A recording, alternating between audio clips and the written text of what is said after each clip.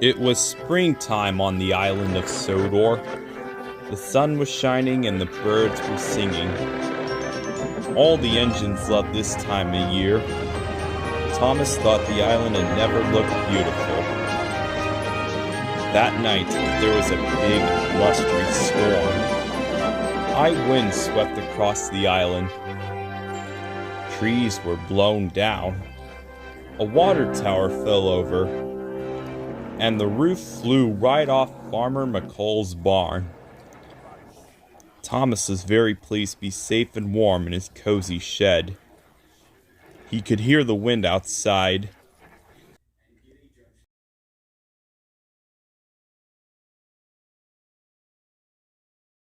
But the next morning, Thomas couldn't believe his eyes. The storm had made a terrible mess. Farmer McColl was looking at a damaged barn. The baby calves would be cold at night. I must fix the roof right away. But Farmer McColl didn't have any timber for the roof, so he telephoned Sir Topham Hatt.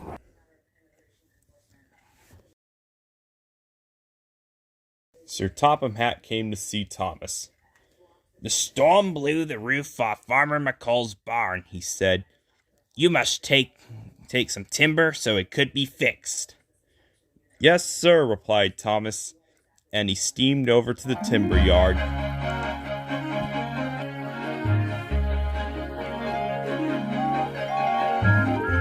He buffered up to the timber wagons and raced up to Farmer McColl's as fast as he could.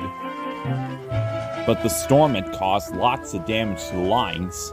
Workmen and vehicles were clearing branches and rocks from the tracks. Thomas wanted to go quickly, but he couldn't go at all. "Bother," said Thomas crossly. Trevor and workmen were trying to move the tree, but moving it was taking a long time.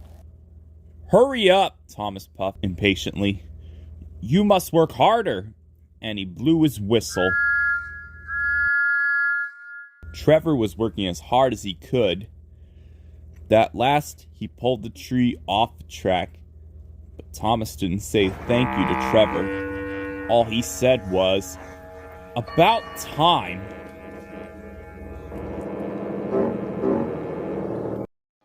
Every time he came across workmen clearing the track, he blew his whistle and breathed some steam.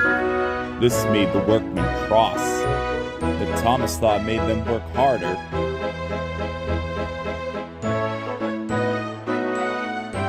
Then Thomas came across a fallen water tower. It had crashed onto his line. "Oh no," he cried.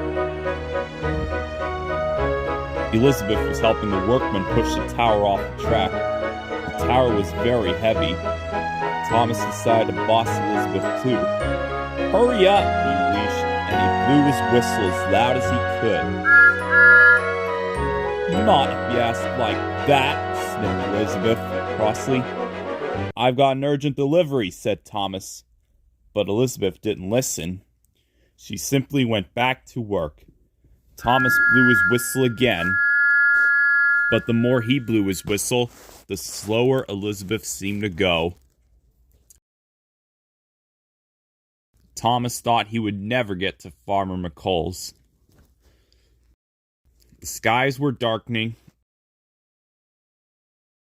and the night was on its way. Toby arrived bringing more supplies. "Hello," Toby rang. Thomas complained about Elizabeth. "She wouldn't do a thing I tell her." "That's because you're being impatient and rude," Toby replied. "You should try asking nicely for a change." This made Thomas feel annoyed. He didn't like it when he realized he had been rude, and this made him not want to ask nicely. It would be nighttime soon, and the baby calves still didn't have a roof over their heads. So Thomas took a deep breath. "I'm sorry I was rude, but can you help me get this timber to Farmer McColl's barn, please? It's to help the baby calves." Elizabeth smiled. "Why, certainly," she puffed. "I'll get your track cleared in no time." Thomas was surprised. Toby was right. Asking nicely was just like magic. Elizabeth pushed with all her puff. The tower was heavy. But with a mighty heave, the track was clear.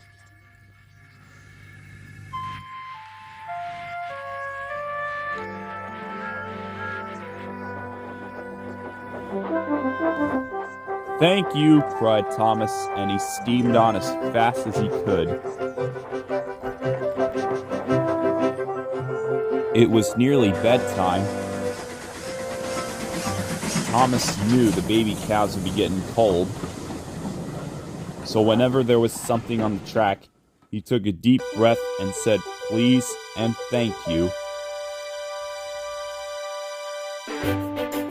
At last, Thomas arrived at Farmer McColl's, and the timber was quickly unloaded. The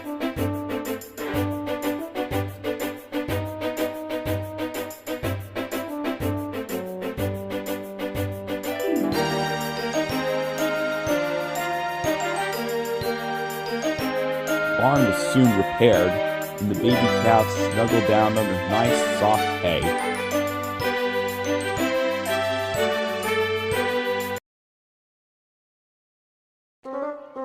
"Thank you, Thomas," said Farmer McColl. "The calves will be nice and warm now."